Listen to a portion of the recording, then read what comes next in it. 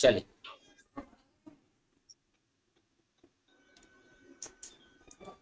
अपने अपने cameras on कर लो बच्चों, जितने भी बच्चे कैमरा ऑफ करके हैं। अमन बेटा, ये क्लास वो है जो मैं बता रहा था आपको कि संडे को आपकी क्लास रखेंगे जिसमें आपको जी सर। पार्टिसिपेट करना है। Okay sir. जी सर।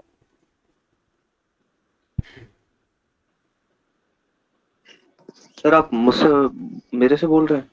हाँ बेटा, अमन किसका नाम आप ही का तो होगा। सर पवन लग सुनाई दिया नहीं था, नहीं ऐसा नहीं, लगा पवन अमन बोल। अमन। जी सर अमन, बोलिए। To turn on my camera. जो कैमरा ऑन नहीं कर पाएगा बेटा अभी बता दो। किसी के सर में दर्द, किसी के पेट में दर्द अगर हुआ तो उसके नाम की फाइल मैं खोल दूंगा। सर सुबह वाली क्लास का आपने लिंक ही नहीं भेजा था सर। सुबह का यार मेरे को ध्यान नहीं रहा आपको भेजना ना। हुई थी सर। हुई थी सुबह, सुबह मुझे 10 लगा बजे सर आपको बैक पेन नहीं की नहीं वजह नहीं, से मांग शायद लिया करो मेरे से ना, कंडक्ट क्लास हो का गया। लिंक मांग लिया। जिन मेरे बच्चों को पास भी नहीं आई सुबह की जिन क्लास। जिन बच्चों को मैंने बोल रखा ना, उन बच्चों को क्लास जरूर अटेंड करनी है। कोई नहीं, भूल चूक होती रहती है लाइफ में।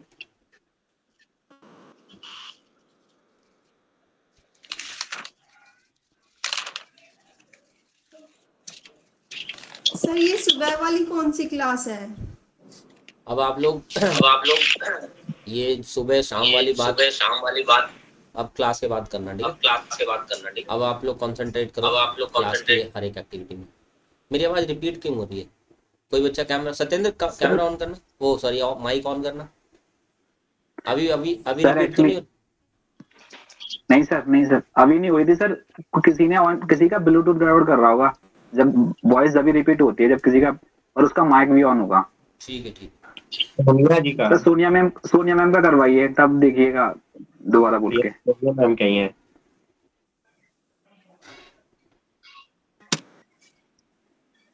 सोनिया जरा ऑन करो कैमरा। ऑन ओ करो mic. Camera. Oh my yes yes sir. Sir, हो रहा रिपीट। हो रहा रिपीट। पकड़ लिया सर पकड़ मैंने लिया सर सोनिया मैम मैंने का। मैम का। इसका माइक है, इसका इसकी माइक वजह से हो रहा है बेस्ट हो। क्या मेरे में बंद कोई करिए। गड़बड़ बंद है क्या करिए। सर? यस, आपके ये नहीं गड़बड़ है आपके मैम। गड़बड़ है मैम। क्या गड़बड़ है? अच्छा। वॉइस रिपीट हो रही वॉइस है सभी रिपीट हो की। रही है सभी की।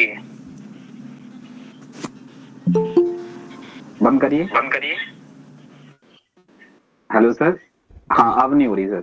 सोनिया मैम की भी क्या? गड़बड़ है। आप एक बार लेफ्ट होइए और फिर से ज्वाइन कीजिए।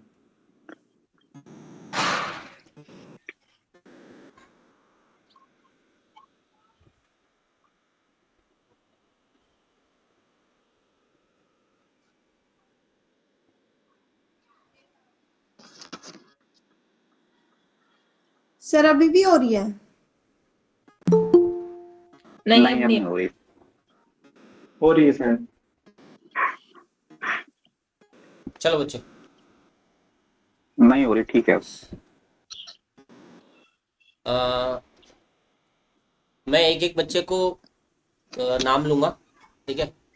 और वो बच्चा मेन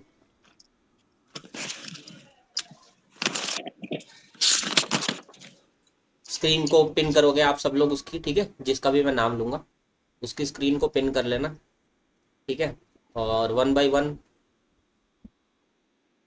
क्या करना है आपको वो अभी बता रहा हूँ मैं। और आप लोगों के जो भी पॉइंट्स होंगे वो पॉइंट्स 10 में से होंगे, ठीक है। मैं 10 में से नंबर दूंगा सबको। Yes sir. और सर जिसके भी एक ठीक रिक्वेस्ट है सर। जिसके भी ठीक नंबर लगेंगे मुझे, मतलब हाईएस्ट नंबर जिसके होंगे वो मैं बताऊंगा। स्टार्टिंग के 3 वालों के लिए कुछ स्पेशल करेंगे, ठीक है, टॉप 3 के लिए। और करना क्या है वो बताता हूँ। आप किसी से कुछ भी पूछ सकते हो, लेकिन कुछ चीज़ों का ध्यान रखना पड़ेगा आपको कि कुछ चीज़ें नहीं पूछ सकते आप। मैं बताता हूँ आपको। एक तो आप ये नहीं पूछ सकते कि आपके घर में सोना कहाँ रखा है, ठीक है। और आप दूसरी चीज़ ये नहीं पूछ सकते खा के क्या आए हो? हाँ, कि अभी आपने क्या खाया है, या आप क्या अच्छा बना लेते हो? चलो वो पूछ लेना, कुछ भी पूछ लो बेटा, सोना भी पूछो और कैश कहाँ रखा सब पूछ सकते हो आप, सिर्फ इंट्रोडक्शन नहीं पूछ सकते। कोई बच्चा किसी का इंट्रोडक्शन नहीं पूछ सकता, ठीक है? हाँ, आप इंट्रोडक्शन का कोई पॉइंट पूछ सकते हो कि आप कहाँ के रहने वाले हो, आपकी क्वालिफिकेशन क्या है, ठीक है, या आपकी स्ट्रेंथ क्या है, आपकी हॉबी क्या है, आपकी कोई स्पेशल अचीवमेंट है, आपका कोई टीचिंग एक्सपीरियंस है, आप ये कोई भी क्वेश्चन पूछ सकते हो। लेकिन आप पूरा इंट्रोडक्शन नहीं पूछ सकते किसी से कि आप अपना पूरा इंट्रोडक्शन बताओ, ठीक है? एक तो ये क्वेश्चन नहीं पूछ सकते आप। दूसरा कि आप इंटरव्यू से रेलेवेंट ही क्वेश्चन पूछ सकते हैं, और जितना टफ पूछ सकते हैं उतना मैं अप्रिशिएट करूँगा, ठीक है? जितना टफ पूछ सकते हो उतना मैं अप्रिशिएट।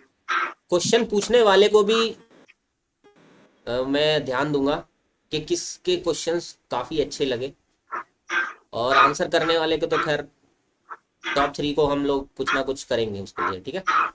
तो मैं 1 बाय 1 सभी को जैसे ही नाम लूंगा, जिसका भी नाम लूंगा उसका आप स्क्रीन है ना पिन कर लेना, ठीक है? सर कैसे करते हैं स्क्रीन पिन? मुझे हाँ सर, मुझसे नहीं हुआ। स्क्रीन पिन ऐसे होती है बेटा कि आप उस पर्सन के पास जाएंगे, नाम देख जो मैं बोलूंगा, 3 डॉट आएंगी उस स्क्रीन के पास, है ना, उसकी स्क्रीन के पास 3 डॉट आएंगी। Yes sir. उस 3 डॉट पे क्लिक करेंगे, मोर ऑप्शन आएगा, वहीं पर ही पिन करने का मौका मिलेगा आपको। Okay sir. नहीं, आपको तो वैसे ही आ जाएगा, पिन का तो वैसे ही आ जाता होगा। डबल क्लिक करने से हो जाता है। हाँ, डबल क्लिक करके भी हो जाएगा वैसे। मैं ना खड़ा जा चुका छोड़। सर ये बर्तन बज रहे हैं कल की तरह, एक बार देखो किसके हैं। बेटा जो बर्तन बजा रहा है गली में चले जाओ, वहां बजाओ।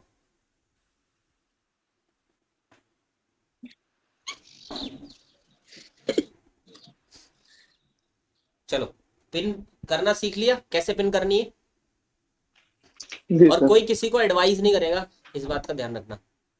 कोई किसी को एडवाइस नहीं करेगा कि आप ये कर लो, वो कर लो, ऐसा कर लो, वैसा कर लो, नहीं, आपने कोई एडवाइस नहीं कर सकते किसी को, ठीक है? हाँ, अब रही बात जो आप क्वेश्चन पूछोगे, जरूरी नहीं है वो क्वेश्चन आपको आता हो, आप पूछना चाहते हो तब भी पूछ सकते हैं, लेकिन अगर आपको आता है तो आप उसका आंसर उसका खत्म होते ही जरूर देना है आपको, ठीक है? अगर आपको आंसर आता है। चलिए, मैं सबसे सर पहले मैंने पिन तो कर लिया, लेकिन उसका कोई इफेक्ट नहीं दिखाई दे रहा है इस पे स्क्रीन पे। क्या नहीं दिख रहा? पिन तो कर दिया, मतलब मैंने पिन पर क्लिक तो कर दिया पिन पर, लेकिन कोई असर नहीं दिख रहा स्क्रीन पे, तो ऐसे की ऐसी है जैसी थी। अगर डबल आप क्लिक कर लीजिए एक बार। किसका पिन कर लिया आपने? किसी को जिसको पिन करना। किसी को पिन करो, मेरे को छोड़ के किसी और को पिन करो। सर वो तो पिन हो ही नहीं रहा, उसमें तो ऑप्शन ही नहीं आ रहा। यार मोबाइल अरे में आप कैसे? डबल क्लिक कर दीजिए, स्क्रीन अपना बड़ी हो जाएगी ऊपर, जो जिस बंदे पर Yes, क्लिक yes. करोगे तो उसकी स्क्रीन अपना बड़ी हो जाएगी, ठीक है? हाँ, ऐसा स्क्रीन पे कर। डबल क्लिक कर लीजिए। डबल क्लिक करिए ना, किसी की अदर सर को छोड़ के किसी की स्क्रीन। तो क्या पिन ऐसे लिखा हो रहा है उस पे।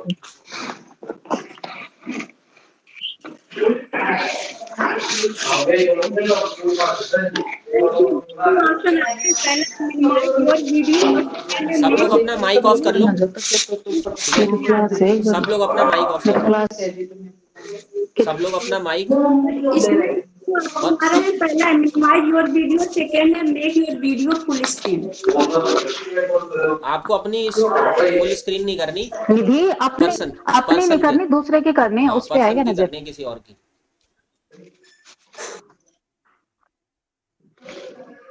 ठीक है, चलो स्टार्ट कर रहे हैं।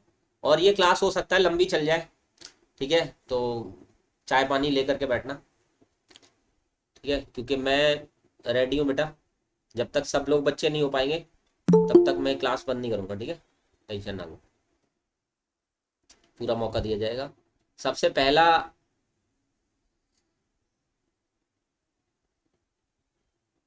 नाम कैसे शुरू करें? नाम कोई सिक्का उछालो। सर अल्फाबेट से कर दो। नहीं, अल्फाबेट से नहीं, अल्फाबेट तो चलो मैं किसी से पूछता हूँ, क्या बताएगा, ठीक है? पिन नहीं हो रहा सर।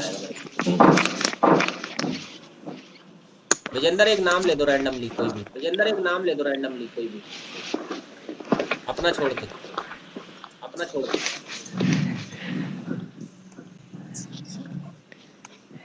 उमेश मीना। उमेश। उमेश मीना को कर लो जरा, पिन कर लो। उमेश आप अपना प्लीज माइक ऑफ करिए। सब लोग माइक ऑफ अपने करके सुनाई नहीं दे रहा, बच्चे सब लोग अपने सुनाई नहीं दे रहा। पिन नहीं हो रहा सर। आपने राजस्थान वाले बंदे का ही नाम ले दिया है। राजस्थानी भाई। उमेश रेडी हो बेटा?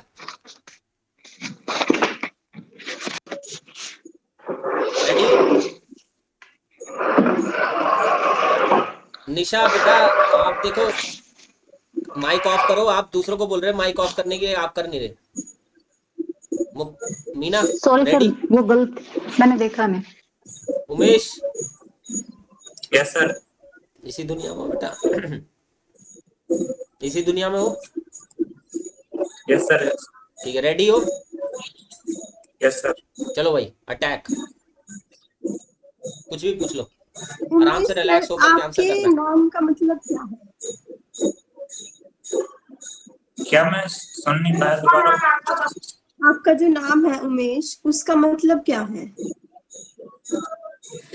मेरे नाम का मतलब वैसे भगवान शिव शंकर से लिया जाता है, उनका भी नाम उमेश था।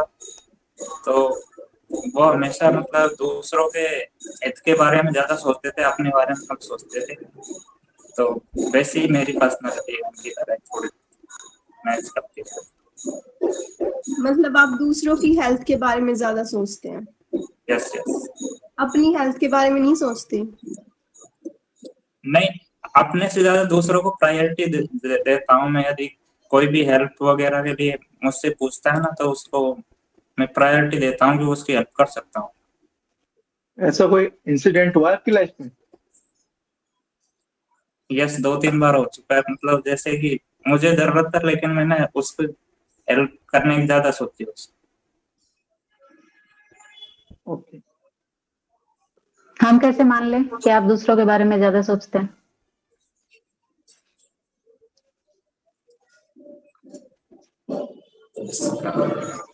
सुनो मेरी बात, एक सेकंड रुको।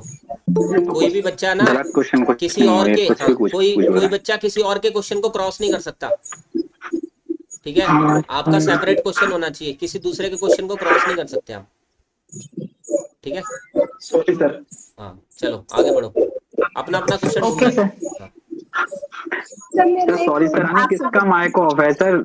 आवाज बहुत डिस्टरबेंस हो रहा है सर, कुछ सुनाई नहीं दे रहा। हाँ सोनिया आपका क्वेश्चन हो गया सर जो बेटा, आप पूछे किसी वही और को पूछ दो। माइक सर ऑफ जो करो। पूछे वही माइक ऑन करे अपना प्लीज। आपके घर शायद वो हो रहा है अष्टमी का जागर, वो भजन हो रहा है,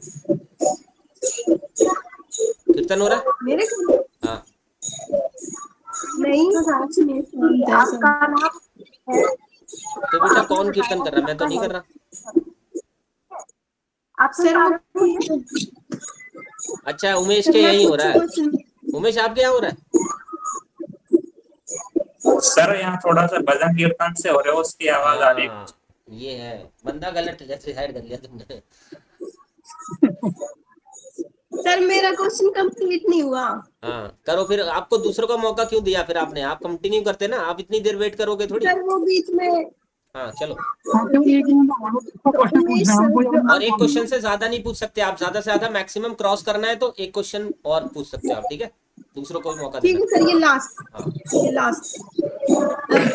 जो आपकी एबिलिटी है कि आप दूसरों की हेल्थ के बारे में ज्यादा सोचते हो, तो इस एबिलिटी को आप अपने बच्चों में, जो स्टूडेंट्स हैं, उनमें कैसे डेवलप करोगे? उनमें ऐसे डेवलप कर सकता हूँ कि यदि किसी बच्चे को ऐसा लग रहा है कि मैं, जैसे कि जनरली कमजोर बच्चों को ऐसा लगता है कि हमारी तरफ टीचर का ध्यान नहीं है, तो मैं सभी बच्चों की तरफ वैसे एक साइकोलॉजिकल मेथड की तरफ देखूंगा कि कोई बच्चा किसी तरह परेशान तो नहीं है, और यदि कोई बच्चा किसी तरह परेशान है तो मैं उसकी मतलब हेल्प करने की कोशिश करूंगा कि वो मतलब अन्य बच्चों की तरह भी मतलब अपने आप को सॉरी। उमेश सर ये बताइए, हेलो, आवाज आ रही है आपको मेरी? Yes yes. हाँ, आपको पता ही होगा इंडिया में अभी नई एजुकेशन पॉलिसी इंट्रोड्यूस हुई है, तो आपको क्यों लगता है, मतलब आप मुझे ये बताइए कि जब हमारे पास पहले से एक पॉलिसी थी 1986 वाली, तो हमें नई Yes. पॉलिसी लाने की क्या जरूरत पड़ी और इसके क्या पॉजिटिव पॉइंट्स हैं और इसके क्या नेगेटिव पॉइंट्स हैं? नई एजुकेशन पॉलिसी लाने के पीछे ये कारण है कि पुरानी एजुकेशन पॉलिसी थी, उसमें जो कुछ भी खामियां थी उनको इम्प्लीमेंट करने के लिए नई एजुकेशन पॉलिसी लाई गई थी। इसके द्वारा हम पुरानी एजुकेशन पॉलिसी में मतलब पुरानी एजुकेशन पॉलिसी थी उसमें 6 से और 14 वर्ष तक के बालकों को फ्री शिक्षा दी जाती थी, जबकि इस एजुकेशन पॉलिसी में बच्चा जब से एडमिशन लेता है तब से 18 वर्ष तक उसे फ्री एजुकेशन दी जाती है, तथा इस एजुकेशन पॉलिसी में स्किल डेवलपमेंट पर ज्यादा ध्यान दिया गया है, जबकि पुरानी एजुकेशन पॉलिसी में ऐसा नहीं था। Okay, thank you. जी मेरे क्वेश्चन है कि जैसे कि आप क्लास में जाओगे तो बच्चों के साथ आपका व्यवहार बहुत ज्यादा पोलाइट रहेगा या फिर स्ट्रिक्ट रहेगा, कैसा व्यवहार रहेगा? वैसे मैं पोलाइट रखने की कोशिश करूंगा, लेकिन यदि जरूरत पड़ती है तो मैं थोड़ा स्ट्रिक्ट व्यवहार भी करूंगा। ठीक है, अगर आपका बिहेवियर बहुत ज्यादा पोलाइट है, आप क्लास में जाते हो और बच्चे जो है, आप बच्चे सोचेंगे यार ये तो बहुत पोलाइट टीचर है, अच्छे टीचर हैं, कि फिर आपकी क्या है, बच्चे डिस्टर्बेंस करने लगते हैं, आपसे डरते नहीं है बिल्कुल भी। ठीक है, क्लास में जाते हो रोज बच्चे डिस्टर्बेंस। नहीं तो यदि जरूरत पड़ती है तो मैं अपना व्यवहार थोड़ा अनुशासित और स्ट्रिक्ट भी रखूंगा। कैसे मतलब स्ट्रिक्ट? अगर कोई बच्चा शैतानी कर रहा है फिर क्या करेंगे आप? शोर मचा रहा है क्लास में, 2-3 बच्चे लगातार मचा रहे हैं, एक इस साइड से कुछ साइड से, फिर कैसे करें? जो भी बच्चे शोर मचा रहे हैं पहले तो मैं उनसे पूछूंगा कि आप शोर क्यों मचाते हो रोजाना। यदि वो सही तरीका से मतलब कुछ देश बता सकते हैं, यदि नहीं बताया तो मैं उनसे मतलब आगे क्लास में बुला के उनसे कुछ भी पूछूंगा। यदि वो उनका सही तरीके से जवाब दे पाते हैं ना, तो मैं उनको मतलब प्रोत्साहित करूंगा, जिससे वे मेरी तरफ आकर्षित होंगे और मेरी बात को मानने के लिए उनके मन में कुछ ना कुछ तो आएगा कि ये टीचर जब बोलेगा तो हमें मानना है इस चीज को। ये जो बच्चे बोलेंगे सर हम तो वैसे ही मचा रहे थे, हमें तो अच्छा लगता है, फिर आप क्या करेंगे? कोई रीजन नहीं बताया उन्होंने, पता नहीं कितना अच्छा लगता है ना बच्चों को, वो ऐसे ही करते हैं सर, हमको तो बहुत मजा आता है इसमें।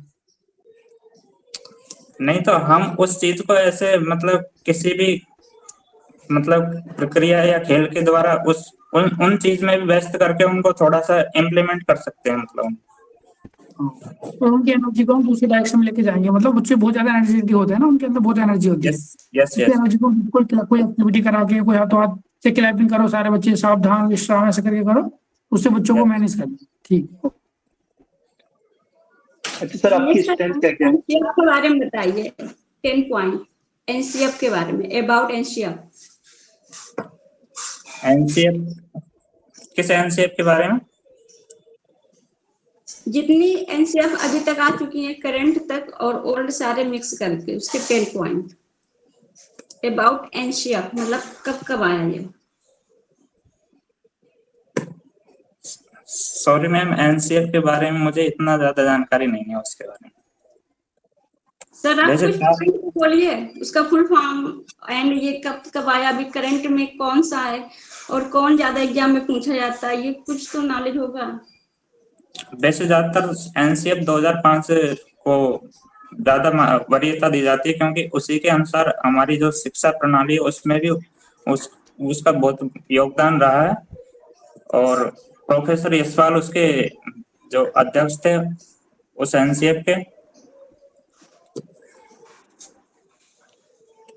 यस सर, और इसका फुल फॉर्म क्या होता है? National education framework. No sir, national curriculum framework. Sorry national curriculum framework. अच्छा सर, आपकी स्ट्रेंथ क्या बताएंगे सर? बताइए आप जहाँ से बिलोंग करते हो उसकी खासियत क्या है? हाँ जी। मैं सवाई माधोपुर राजस्थान से बिलोंग करता हूँ। उसकी खासियत है कि वहाँ वो पूरे राजस्थान में वो टाइगर सिटी के नाम से जाना जाता है।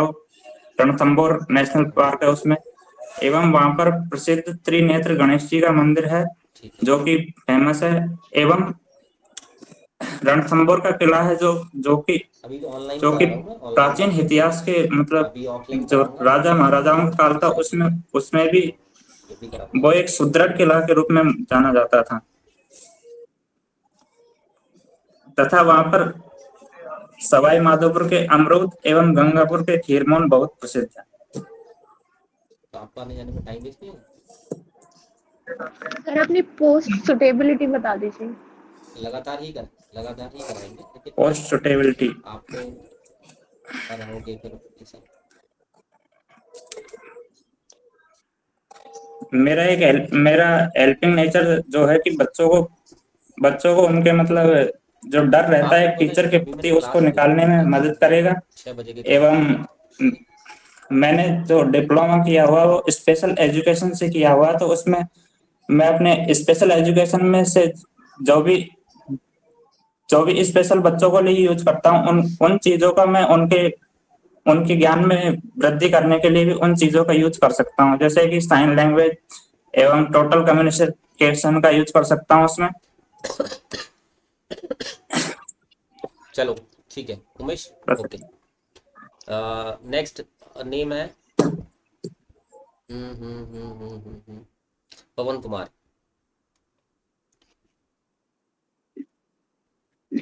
Okay sir, thank you. ठीक है, चलो भाई, ऑल द बेस्ट पवन। चलो बच्चों शुरू हो जाओ। ट्राई करता हूँ सर टेस्ट देने का। सर बहुभाषी कक्षा में बच्चा सिर्फ अपनी मातृभाषा ही बोलता है, हाउ विल यू मैनेज? आप उनको कैसे मैनेज करोगे? मैम पहले तो मैं उसकी भाषा की बेसिक नॉलेज लूंगा, जो उसके बेसिक अक्षर होते हैं, शब्द होते हैं, वर्ड होते हैं, उनके बारे में जानकारी लूंगा और उसकी भाषा सीखने की कोशिश करूंगा, बेसिक से शब्द। ये तो नहीं कि मैं 100% उसकी भाषा बोल पाऊंगा, बट मैं बेसिक नॉलेज, उसकी जो लैंग्वेज की नॉलेज होती है वो लेने की कोशिश करूंगा। बाद में उसकी लैंग्वेज से समझाने की कोशिश करूंगा। अगर मुझसे वो चीज भी पॉसिबल नहीं हो पाती है मैम, तो मैं अपनी कलीग जो मेरे साथ में टीचर होंगे, मैं उनसे बोलूंगा कि वो कहीं ना कहीं मेरी हेल्प करें इस चीज को लेके, ताकि मैं बच्चे को सही से समझा पाऊँ।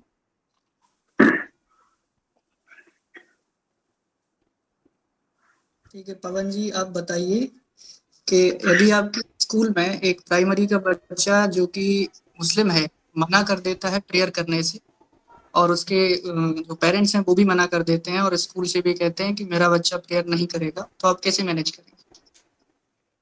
सर पहले तो मैं समझाने की कोशिश करूंगा उन लोगों को कि प्रेयर तो एक डेली रूटीन है हमारा लाइफ का, कि स्कूल में आके में प्रेयर करनी ही है। ये किसी स्पेशल किसी एक रिलीजन को प्रदर्शित नहीं करता है, ना इससे किसी के रिलीज को मतलब धर्म को कोई नुकसान होता है। ये तो रोजाना का हमारा एक कार्य है जो सब बच्चे करते हैं। मैं उन्हें बोलूंगा कि दिक्कत कहाँ आ रही है कि जिससे आप लोग ये मना कर रहे हैं, समझाने की कोशिश करूंगा उन लोगों को। अगर नहीं मानते तो फिर बाद में मैं उनसे पर्सनली बात करूंगा, इस चीज को लेकर समझाऊंगा कि किसी धर्म से कोई हमारा मतलब नहीं होता, हमारे लिए सब बच्चे समान है। बच्चे को समझाना है आपको। गुड। जी सर। सर एक टर्म यूज होता है इक्वल अपॉर्चुनिटी की, हम क्लास में कोई एक्टिविटी करवा रहे हैं तो बच्चों को इक्वल अपॉर्चुनिटी देनी है, तो वो आप कैसे देंगे? मैं कोई ऐसा गेम खिला के या कोई ऐसी एक्टिविटी करा के जिसमें सारे बच्चे इन्वॉल्व हो जाएं, ऐसा कोई एक्टिविटी क्लास में करा के जिसमें कोई भी बच्चा ना रहे बाकी जो उसमें इन्वॉल्व ना हो, सबको इन्वॉल्व करने की कोशिश एक्टिविटी करूंगा। के बारे में आप बता सकते हैं क्या एक्टिविटी होगी? जैसे मैम कोई टेबल्स वगैरह हो गई, टेबल बोलने को बोलूंगा तो हर एक बच्चे को खड़ा करके कि आप 2 का या आप 3 का या आप इनके साथ पीछे पीछे बोलिए, या क्लैप वगैरह करा के इस तरह की एक्टिविटी करा के मैं उन लोगों को सबको इंक्लूड कर सकता हूँ क्लास में। या कोई कविता के माध्यम से सारी एक्टिविटी करा सकता हूँ कि मैं खुद कविता वहां पर गाऊंगा और साथ में बच्चों को बोलूंगा कि आप मेरे पीछे एक्ट कीजिए। Good evening Pavan sir. जी sir. Can you tell me please what is the difference between the competencies and TLOs? Competency और TLOs में क्या डिफरेंस होता है? सॉरी सर, इसके बारे में मुझे नहीं पता, मैंने पढ़ा नहीं है, मैं कोशिश करूंगा इसके बारे में पढ़ने की। ओके पवन जी अच्छा ओके, केवी अच्छा कल्चर ये के बारे में बताइए क्या जानते हैं कुछ? जी सर। स्वतंत्र जी पूछ रहे हैं क्या? हाँ मैं ये पूछ रहा हूँ कि पवन सर ये बताइए आप अपनी क्लास के बच्चों को कैसे मोटिवेट रखेंगे? मोटिवेट सर, मैं क्लास के बच्चों को मोटिवेट करने तरह तरह, जिस सर मैं सोशल वर्क से जुड़ा हुआ हूँ, मैं एनजीओ में काम करता हूँ एक, तो सर वहां पर मुझे तरह तरह की एक्टिविटी करने के लिए मिलती है हमेशा। मैं उन चीज को वहां पर अपनी क्लास में बोलूंगा कि आप हमेशा आपको औरों की हेल्प करनी चाहिए। जो आपके साथ वाले क्लास फेलो है, क्लासमेट है, उनकी हेल्प करो। अगर उन्हें कोई प्रॉब्लम होती है तो आप हेल्प कर कीजिए, और अब प्रॉब्लम सॉल्व नहीं हो रही है तो मेरे तक लेके आइए, आप सब साथ मिलके उस प्रॉब्लम को सॉल्व करेंगे। बच्चे मतलब किसी के साथ कोई प्रॉब्लम होती है तो, और मैं मोटिवेट करूंगा कि कहीं ना कहीं हेल्थ नेचर वो अपना बनाए, तो आगे चल के उनको उनके लिए सहायक हो।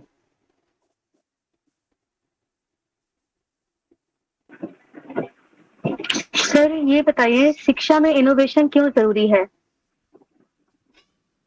Time to time sir ma'am चीजें चल रही है कि इनोवेशन होना बहुत जरूरी है, क्योंकि ऐसा है जैसे जैसे चीजें अपडेट होती जा रही हैं, तो शिक्षा में भी अपडेट होना बहुत जरूरी है। क्योंकि मैम आजकल क्या है, पहले की शिक्षा कुछ और हुआ करती थी, अब की शिक्षा अपडेट होती चली रही है, और आजकल इंटरनेट का जमाना आ गया है, जहाँ पर देखते हैं कि लोग अपडेट हो रहे हैं तो चीजें भी अपडेट हो रही हैं।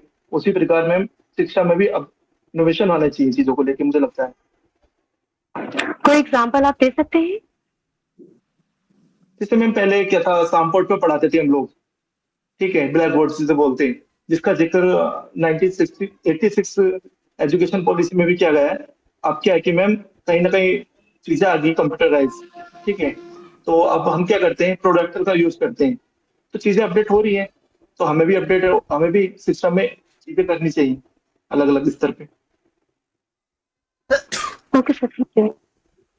पवन सर, जैसे हमें पता है कि एनसीईआरटी की न्यू बुक्स आई हैं, तो आपको जी मैम। क्या डिफरेंस नजर आया जो पहले वाली बुक्स थी और जो अब की, और क्या क्या जरूरत थी, आपको क्या लगता है? एक minute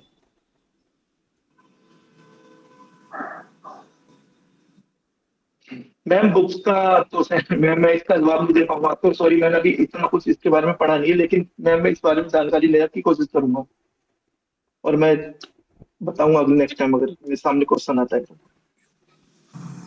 good evening Pavan sir, मेरा क्वेश्चन ये है कि हेलो, मेरा क्वेश्चन ये है कि इक्विटी एंड इक्वालिटी में डिफरेंस क्या है और बेहतर कौन है? इक्विटी बेहतर है या फिर इक्वालिटी बेहतर है? मैम सर इक्वालिटी बेहतर है मैम सर, जहाँ तक है मेरे हिसाब से, क्योंकि इक्वालिटी होना बहुत जरूरी है।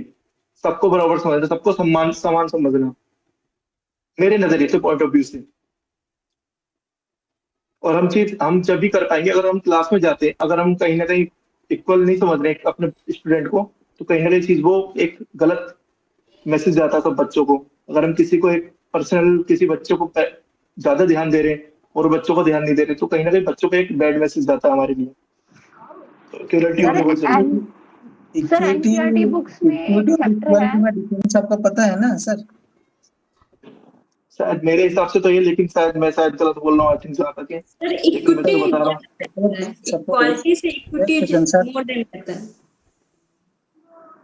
जी मैं बोला कि इक्विटी और इक्वालिटी में डिफरेंस क्या है, आपको पता है सर? नहीं सॉरी सर, शायद मैं गलत आंसर दे गया, शायद यार मैं सॉरी सर, शायद सही नहीं आ पाया हूँ। नहीं, सपोज एक डिसेबिलिटी स्टूडेंट है और एक नॉन डिसेबिलिटी जैसे कि नॉर्मल स्टूडेंट है, तो दोनों को अगर एक ही चांस देंगे तो वो इक्वालिटी होगा।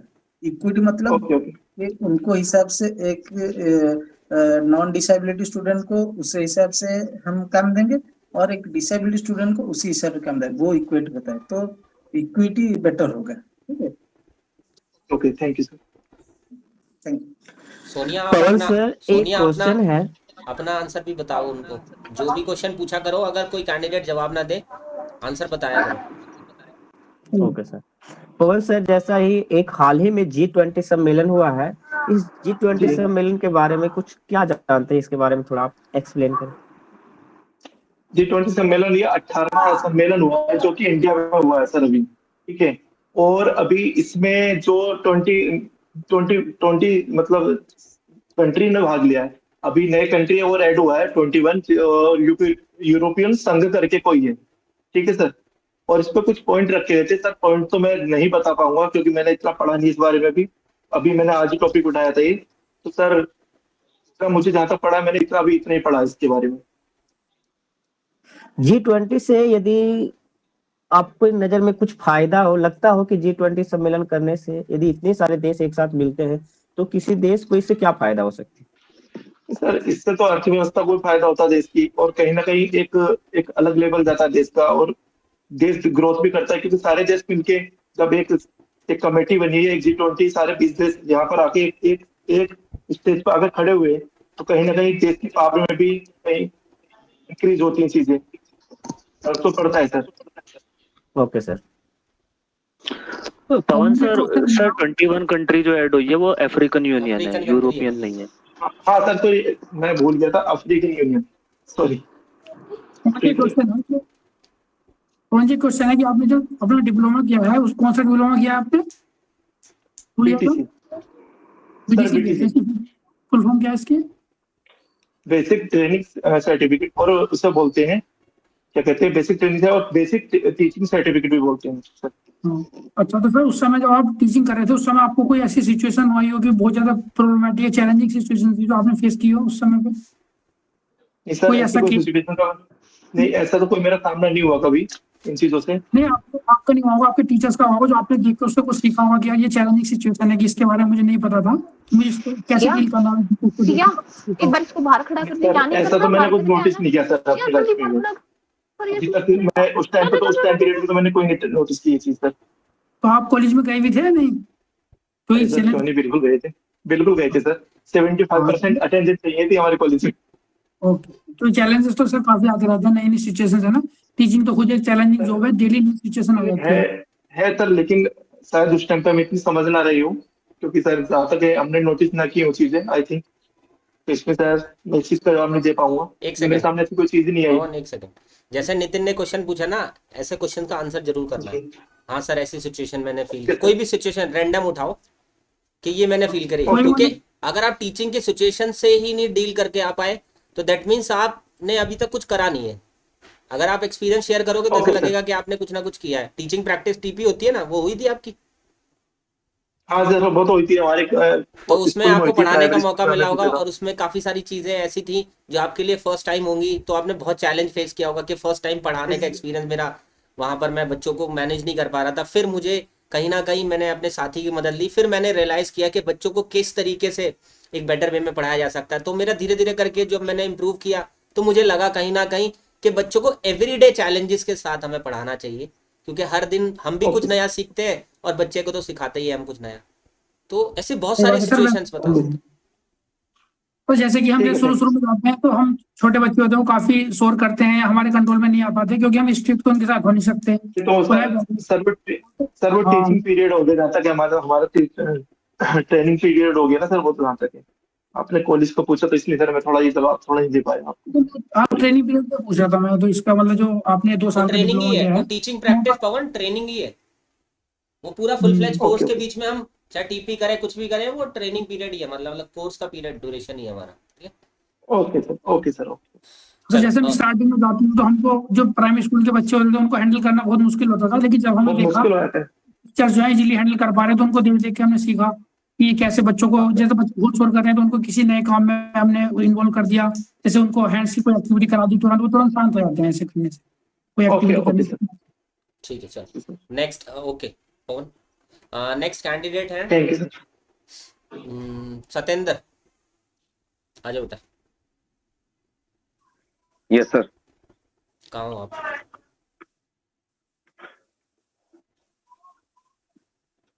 सर मैं सुनिए, बहुत सारे बच्चे हैं। ठीक है, चलो भाई सतेंद्र, हैंड ओवर कर दिया मैंने आपको, ठीक हो? सर सतेंद्र जी, आपके नाम का अर्थ क्या है? Sir the meaning of my name is Lord Vishnu और लॉर्ड ऑफ ट्रुथ। ये मीनिंग थोड़ी हो गया, ये तो आपने रेफरेंस बताया। मीनिंग तो कुछ और सर होगा। This is the meaning of my name. नहीं तो रेफरेंस हो गया ना, मीनिंग असली में मीनिंग Yes, आपको yes. पता है क्या? Yes sir, this is Lord of Vishnu, reference नहीं है सर, मैंने एक्चुअली गूगल में सर्च किया है तो यही आता है सर। अच्छा, चलो नेक्स्ट। Yes sir. अच्छा सर, केबी का मोटो क्या है सर? सॉरी समझ में नहीं आया मुझे। केवीएस का मोटो सर केवीएस का मोटो बता दीजिए। तत्त्वम पूषण अपावरणम। सर इसका हिंदी में बताएंगे? मतलब बताओ उसका मतलब समझो। सॉरी हिंदी में तो नहीं पता मुझे। ठीक, ओके नेक्स्ट। ये सूर्यदेव ज्ञान प्रसाद और ज्ञान प्रसाद आप आपको हटाना चाहिए। Okay thank you. Satyendra sir, आप कहाँ से, मतलब कहाँ से बिलोंग करते हैं? Ma'am I came from district Aligarh of Uttar Pradesh. तो क्या आप कुछ क्वालिटीज या कुछ खासियत हमें बता सकते हैं अलीगढ़ के बारे में? Yes ma'am, there are lot of qualities of Aligarh. पहला तो ये कि अलीगढ़ को पूरे इंडिया में ताला नगरी के नाम से जाना जाता है और यहाँ पे वर्ल्ड फेमस और इंडिया की भी मोस्ट ऑफ द 10 यूनिवर्सिटी में आने वाली अलीगढ़ मुस्लिम यूनिवर्सिटी है। इसके अलावा अलीगढ़ में अभी फिलहाल ही में 2022 में ही एक राजकीय विश्वविद्यालय राजा महेंद्र प्रताप सिंह विश्वविद्यालय की भी स्थापना की गई है। इसके अलावा यहाँ के जो पर्सनालिटी हैं, जो उत्तर प्रदेश के फॉर्मर चीफ मिनिस्टर हैं मिस्टर कल्याण सिंह, वो भी यहीं से आते हैं, अलीगढ़ डिस्ट्रिक्ट से ही। और जो उत्तर प्रदेश के जो अभी बेसिक एजुकेशन मिनिस्टर हैं मिस्टर संदीप सिंह, वो भी यहीं से बिलोंग करते हैं। Okay sir, thank you. Satyendra sir, आप ये बता सकते हैं टीचिंग फिलॉसफी? जी बोलिए। Satyendra sir, what will be your teaching philosophy?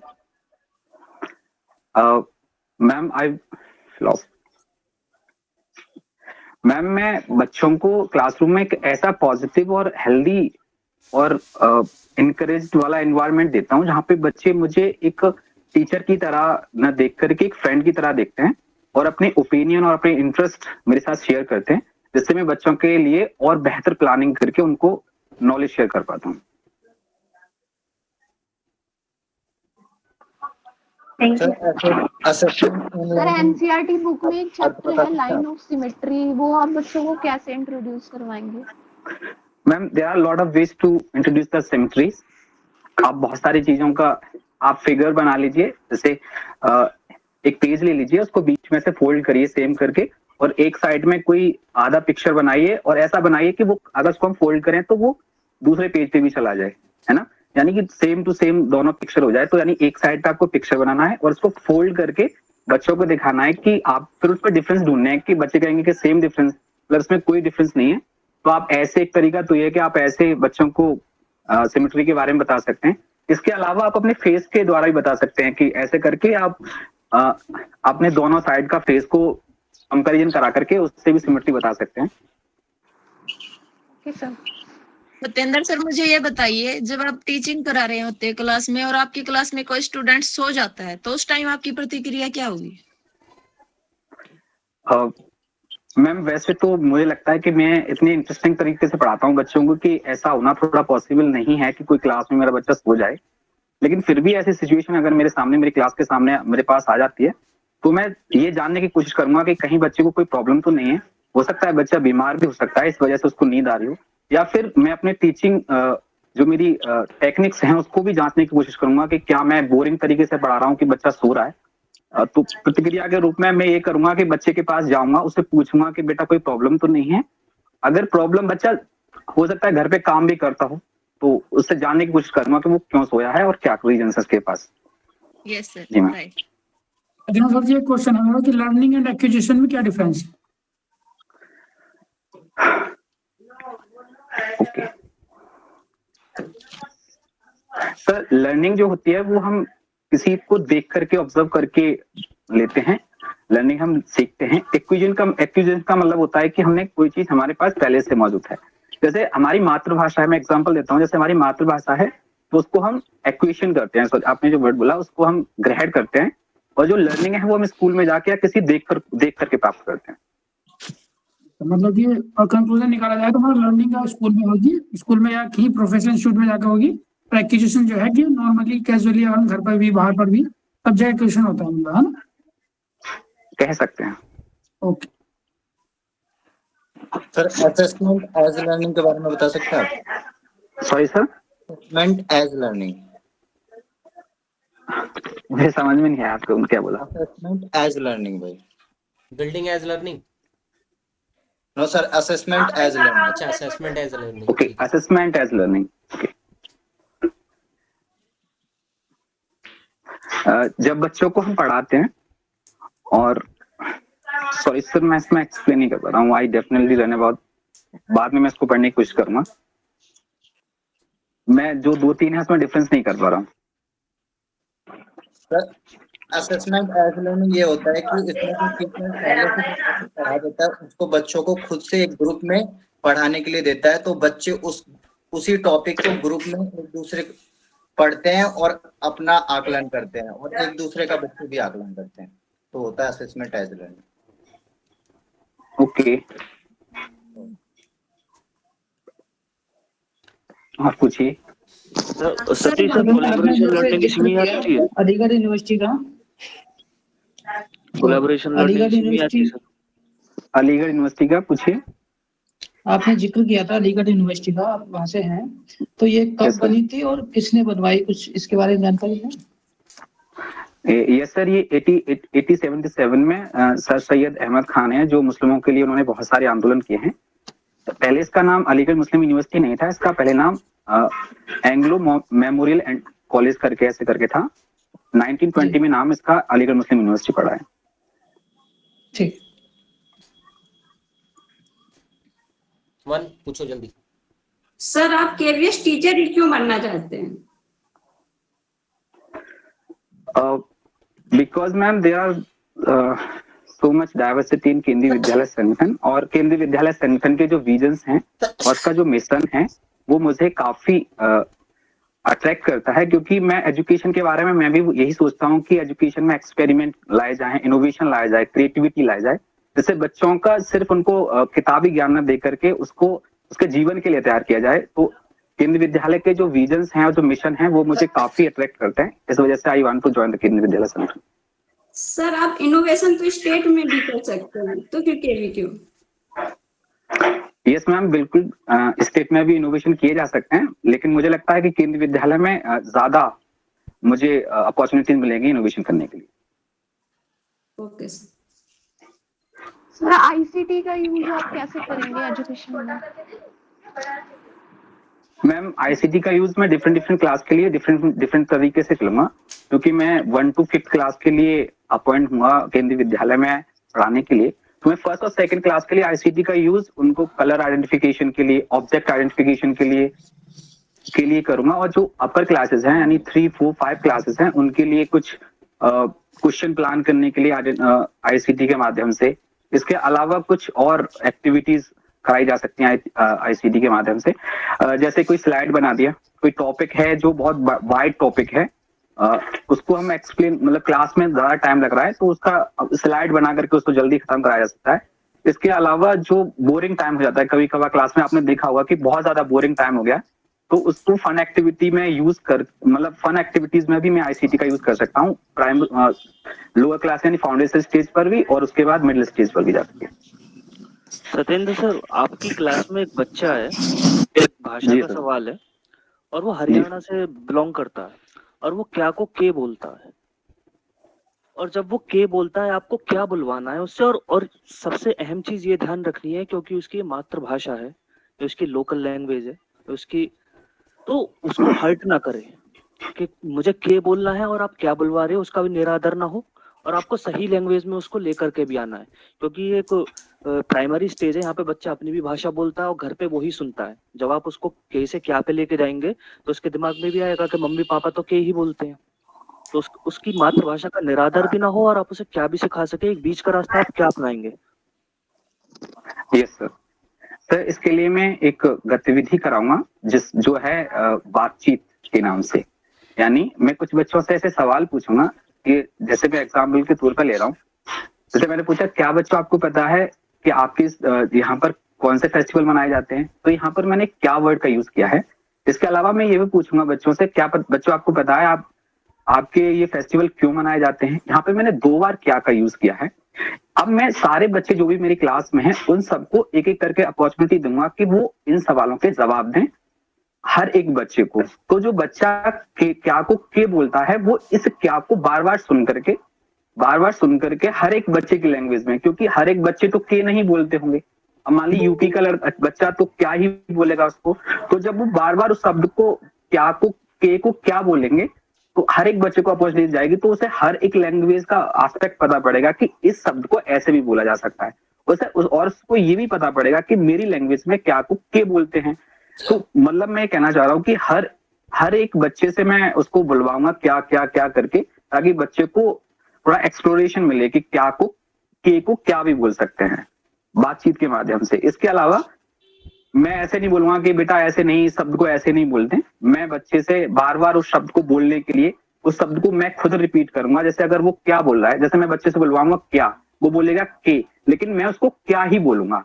वो बच्चा ऑब्जर्व करेगा कि ये शब्द को तो सर क्या बोलते हैं। तो मुझे लगता है कि मुझे विश्वास भी है कि थोड़ा धीरे धीरे करके वो के को क्या ही बोलने लगेगा। चलिए नेक्स्ट चिन्मय। ओके सत्येंद्र, बढ़िया। सत्येंद्र सर एक और क्वेश्चन। चिन्मय, हाँ सर एक और सत्येंद्र क्वेश्चन है कोई? नहीं चिन्मय सर पूछना है सर क्वेश्चन मुझसे। नहीं चिन्मय सर का नंबर है आप। Okay sir, thank you. तो सबसे पहले चिन्मय सर जी आप अपने नाम का मीनिंग बताइए, मतलब क्या बनना है आपको? अच्छा, my name is Chinmoy. So it is the combination of 2 Sanskrit words, that is chit and moy. Chit means consciousness and moy means full. So I am the person who is full of consciousness.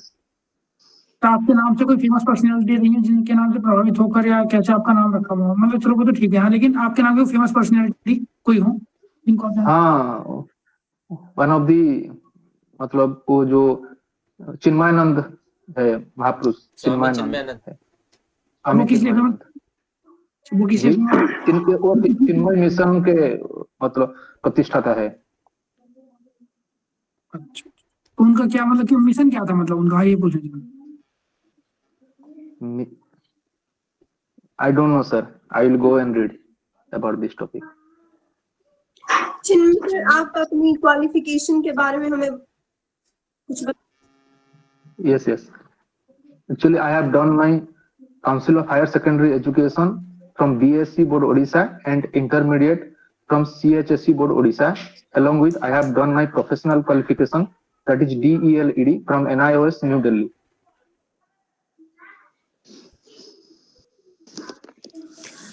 Chinmay sir आप बताइए। DElEd की है तो NIOS की full form बताइए जरा। Okay, national institute of open schooling. ठीक है, तो आपने ये ओपन से किया है? जी।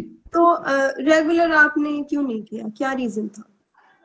हाँ, एक्चुअली इन 2013 हमारा स्टेट ओडिशा में प्राइमरी टीचर का वैकेंसी रोल आउट हुआ था। तो उसी टाइम हमारा गवर्नमेंट ने बोले थे कि अगर कोई ओटेट क्वालिफाइड कैंडिडेट है, वो SC ST and PWD category में बिलोंग करता है, तो वो as a fresh candidate and untrained candidate वो भी PRT में ज्वाइन कर सकता है। तो उसी टाइम मैं डीएलएड नहीं किया था, तो उस बेसिस में मैं टीचर बन गया और पोस्टिंग हो गया मेरा 2015 में।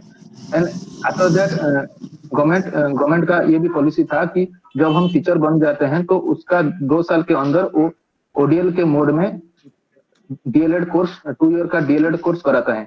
तो इसके बाद फिर इन 2017 central government that time MHRD department ordered an issue to all government, private, aided and non-aided schools. If there is any untrained teachers, then they must enroll in the 2-year DLED course in ODL mode through NIOS. That's why I enrolled in NIOS in 2017 and completed in 2019.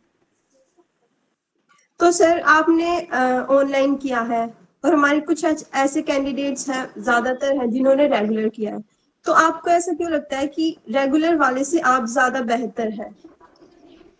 Yes sir.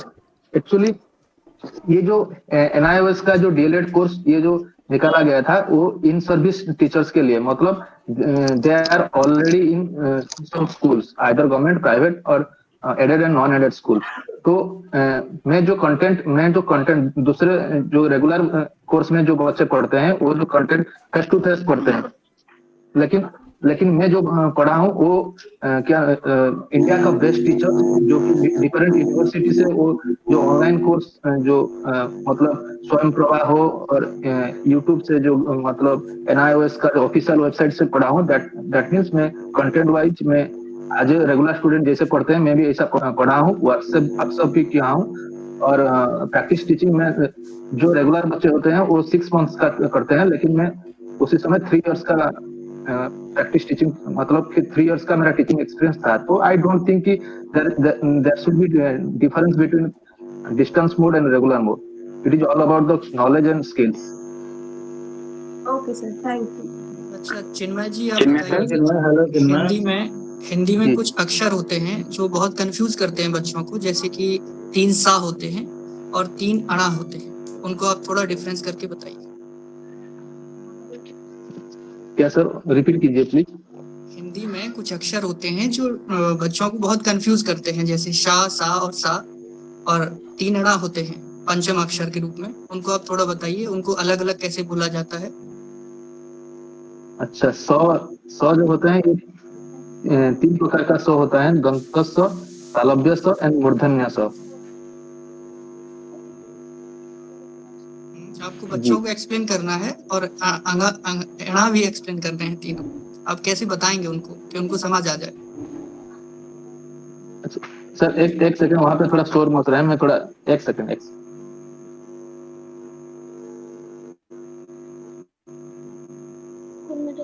हाँ जी, हाँ। Actually जो सौ जो होता है, मैं उसी से रिलेटेड कोई मतलब वर्ड्स, कोई pictures and along with words का नाम वहां पे जहाँ पे लिखा होगा, मतलब फ्लैश कार्ड्स में यूज करूंगा, तो बच्चों को फिर वो जो पिक्चर को दिख के उसका नाम बोलने के लिए बोलूंगा, तो उस हिसाब से मैं सौ का डिस्टिंग्विश करूंगा मेरे क्लास में। जी हेलो जन्मय, ओडिशा रू, मु भी ओडिशा रू। तुम घर को? अच्छा, घर मोर देवगढ़। कटक। ओके, तो आपका नंबर शेयर कर दो। जी, क्वेश्चन कीजिए। नहीं मोर किसी क्वेश्चन है, खाली जस्ट तुम कहले एड़ा। ओके, ठीक है। चिन्मय सर, आप हिंदी कविता का वाचन कीजिए, कोई हिंदी कविता का वाचन। अच्छा, मतलब गाना है? यस। ओके, ठीक है। फिर मैं कक्षा 2 का एक कविता गायन करूंगा, उसका नाम है सूरज जल्दी आना जी। एक कटोरी भर कर गोरी, धूप हमें भी लाना जी, सूरज जल्दी आना जी, सूरज जल्दी आना जी, सूरज जल्दी आना जी, सूरज जल्दी आना जी। जम कर बैठा यहाँ कुहासा, आर पार न दिखता है, जम कर बैठा यहाँ कुहासा, आर पार न दिखता है। ऐसे भी क्या कभी किसी के घर में कोई टिकता है, सच जरा बताना जी, सूरज जल्दी आना जी, सूरज जल्दी आना जी, सूरज जल्दी आना जी, सूरज जल्दी आना जी। कल की बारिश में जो भीगे कपड़े अब तक गीले हैं, क्या दीवारें क्या दरवाजे सबका सब ही सीले हैं। छोड़ो आज बहाना जी, ना जी, ना जी, सूरज जल्दी आना जी, सूरज जल्दी आना जी। Thank you. चिन्मय सर, आप बता सकते हैं सर? चिन्मय सर, आप बता सकते हैं कि ये कविता का राइटर कौन है? Sorry sir, I don't know, I will go and read. तो देख लीजिएगा, उसके नीचे लिखा हुआ बुक के नीचे। Yes sir. ऐसे रमेश तैलंग है सर। एक सर एक आप ये करके पूछिए बताइए प्लीज। सर ये बताइए जी। कि कविता को बच्चों को क्यों इंट्रोड्यूस करानी चाहिए, उससे क्या फायदा Yes. होगा? एक्चुअली कविता को हम इसीलिए मतलब इंट्रोड्यूस करते हैं कि कविता के द्वारा बच्चों के अंदर प्रोनाउंसिएशन स्किल्स बढ़ता है, वोकैबुलरी स्किल्स बढ़ता है, इमेजिनेशन स्किल्स भी बढ़ता है, और जो प्रॉपर इंटोनेशन के साथ कैसे बोला जाता है, कैसा गाया जाता है, वो उसके बारे में भी नॉलेज आता है बच्चे के अंदर, और एक्सप्रेस करने का मौका दिया जाता है बच्चे को। और बहुत सारा भी है, लेकिन वो भी 4-5 पॉइंट। लयबद्धता आती है, बच्चों में बहुत सारे नए नए वर्ड सीखने को मिलते हैं। हाँ, वोकैबुलरी स्किल्स होता है। ओके चिन्मय सर जी जी। जो प्रेसिडेंट ऑफ इंडिया है वो आपकी स्टेट से ही आती है ना? Yes yes. हाँ, तो जो प्रेसिडेंट ऑफ इंडिया है वो आपको पता होगा थोड़ी पिछड़ी हुई जाति से बिलोंग करती हैं, तो वो पहली प्रेसिडेंट हैं जो पिछड़ी जाति से आती है इंडिया में। तो आपको नहीं लगता कि पिछड़ी सरकारों ने पिछड़ी जातियों के साथ थोड़ा सा अन्याय किया, और अब आपके हमारे देश की जो प्रेसिडेंट हैं वो आपके इस जाति से राष्ट्रपति बनी है? आप इसको कैसे देखते हैं? ओके, एक्चुअली क्या होता है ना, फॉर्च्यून्स फेवर द ब्रेव। जो मतलब जो हार्ड वर्क करते हैं, जो आगे बढ़ने के लिए कोशिश करते हैं, भगवान उसी को ही मतलब भाग्यों में देते हैं। तो नो डाउट जो पिछले वर्ग के जो होता है पिछले वर्ग के जो मतलब लोग होते हैं, उनके लिए हमारा सोसाइटी ने जो मतलब जो क्या दृष्टिकोण बनाया था, इसीलिए पिछले वर्ग के लोग थोड़ा आगे नहीं आ पाए। लेकिन अभी ये सब नहीं है, लास्ट डिकेड से वो सुधर गए हैं, क्योंकि गवर्नमेंट बहुत सारा इनिशिएटिव ले हैं। तो जो कुछ हुआ था वो पास्ट में हुआ था, लेकिन अभी नहीं है। अभी पिछले वर्ग से बहुत लोग आगे बढ़ रहे हैं। तो उसी हिसाब से हमारा जो द्रौपदी मुर्मू है मतलब प्रेसिडेंट जो है वो आगे आए हैं। आपने कहा कि जो हार्ड वर्क करते हैं वो आगे आते हैं, तो आपको लगता है कि पिछड़ी जाति के लोग हार्ड वर्क नहीं करते? नहीं, हार्ड वर्क करते हैं, लेकिन उनमें से ये मतलब जो द्रौपदी मुर्मू ये हार्ड वर्किंग है, परसिवरेंस है उनके अंदर, तो उसको वो जो क्वालिटी देखकर हमारा जो प्रधानमंत्री जी है उसको उनको आगे लाए हैं। तो नहीं कि मतलब वो जो पिछले वर्ग का लोग है वो नहीं करते हैं, ऐसे कुछ नहीं है, सब करते हैं। लेकिन उनका जो हार्ड वर्किंग था वो डिस्टिंग्विशेबल था, वो डिस्टिंक्ट था, इसीलिए उनको आगे लाया गया है। और एक रोल मॉडल के रूप में सोसाइटी में एक मतलब ये अच्छा एक प्रभाव पड़ेगा, इसलिए भी वो लाया गया है। जी सर, आपको नहीं लगता कि ये कहीं ना कहीं इलेक्शन मतलब चुनाव का वही स्टैंड हो सकता है मतलब कि पिछड़े वर्ग के लिए? सुनाई नहीं दिया, क्या बोले? आपको ऐसे नहीं लगता कि एससी वर्ग के लोगों को मतलब प्रेसिडेंट बना के, आपको नहीं लगता कि कहीं ना कहीं ये एक इलेक्शन का कोई एक वो हो सकता है, क्या कहते हैं मतलब रिश्ते कि आप कहीं ना कहीं कि एससी वर्ग को लेकर आओ, फिर बाद में कहीं ना कहीं एक आरक्षण नाम का एक शब्द यूज होता है, जहाँ पर लगता है कि कहीं ना कहीं इस चीज को लेकर थोड़ा देख के तो लगता है कि राष्ट्रपति बनाया गया हो।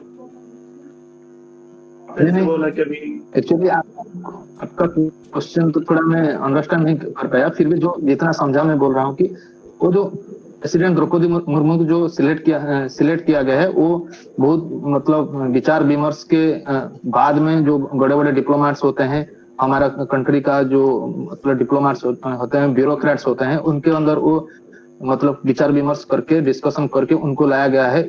मेरे हिसाब से ये नहीं, it is not the sole reason that she is from SC category, that's why she is the president of it.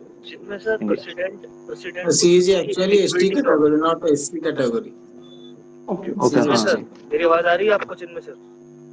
और एक बात सर, जैसे कि मैं उड़ीसा से हूँ, तो मैं ये इसका रिप्लाई नहीं देना चाहूंगा कि वो जो पवन सर बोले और जो स्वतंत्र सर बोले हैं, स्वतंत्र सर जो बोले कि आपको ये नहीं लगता कि दूसरे जो ये पहली बार हुआ है, तो दूसरे जो डिप्लोमेट जो पॉलिटिशियन है तो वो जाति किए हुए थे, लेकिन इसका ये भी मतलब हो सकता है कि पहले तो ये अगर कर चुके होंगे तो अभी ये भी हो सकता है कि ये पॉलिटिकल फायदा लेने के लिए मतलब किया हुआ है। लेकिन जो भी है, अभी जो भी हुआ है उसको हम पॉजिटिवली लेना चाहिए, और ये एक सही निर्णय है जो मतलब उड़ीसा के होने के नाते मैं ये बोल सकता हूँ।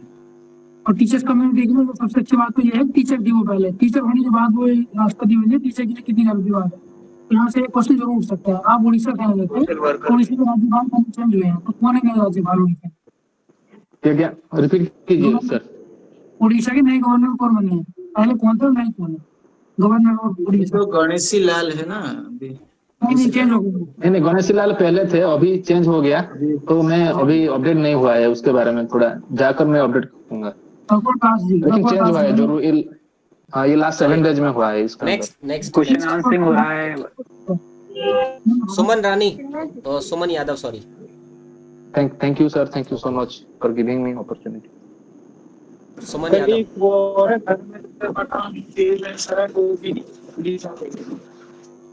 सुमन यादव, सुमन यादव।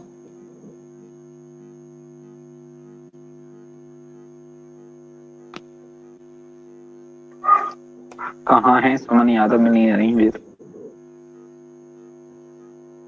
गई। चलो भाई, सुमन की स्क्रीन को पिन कर लो। रेडी हो बेटा? ठीक है, चलो शुरू करो भाई।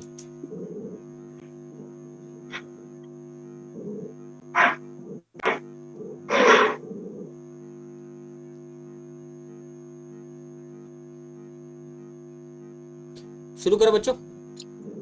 सुमन मैम, आपने निपुण भारत मिशन के बारे में सुना है?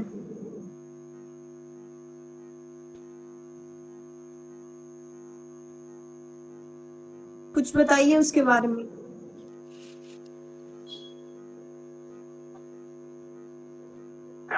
Ma'am, you are not audible.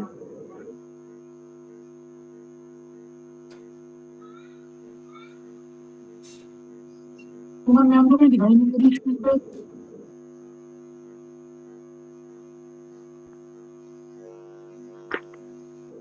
Ma'am बोलिए, सुमन मैम बोलिए प्लीज। आप बोलेंगे तो आप मैंने स्क्रीन पे आ जाएंगे। मेरे लगता है बोल ही नहीं रही मैम।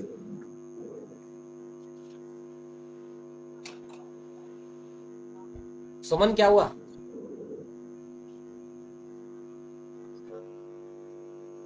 आंसर नहीं हुआ, क्या हुआ? सुमन आवाज नहीं आ रही क्या आपको? आपकी आवाज नहीं आ रही इनको, किसी को, बच्चों को? आप दोबारा एग्जिट करके एंट्री लो। आवाज नहीं आ रही है।